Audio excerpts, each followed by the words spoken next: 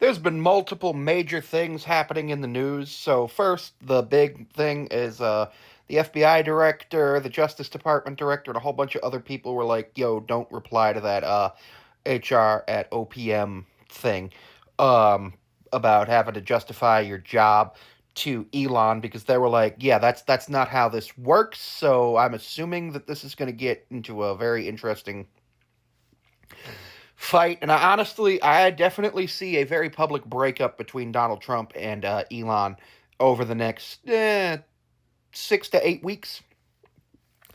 The second piece of news is that the Pope is still hospitalized with double pneumonia and is in critical condition, having also entered stage one of kidney failure. The Pope is 88 years old. The Vatican has asked people to keep the Pope in thoughts and prayers.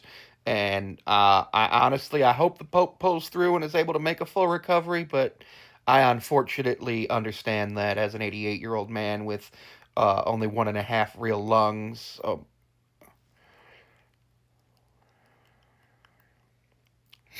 so it's rather upsetting to know that that might happen. So we'll see what happens in there. And then in some not major news, the weather where I live is about to break, meaning it's going to be above freezing for the first time in 8 weeks by the end of the week, which is going to be awesome. I'm absolutely excited for that.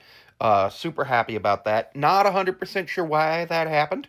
But I assume probably something with climate change. And then World of T-Shirts has been hospitalized with what people are saying maybe pancreatitis, which is really unfortunate that that happened because pancreatitis is one of the most painful conditions.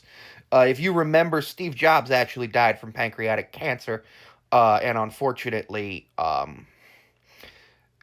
he didn't. He probably could have survived if he had gotten treatment differently, but it's not really often that you survive something like pancreatic cancer. Pancreatitis is, I've never had it, but my understanding is from the people I know who have had it, is that it's extremely painful. In other news, I've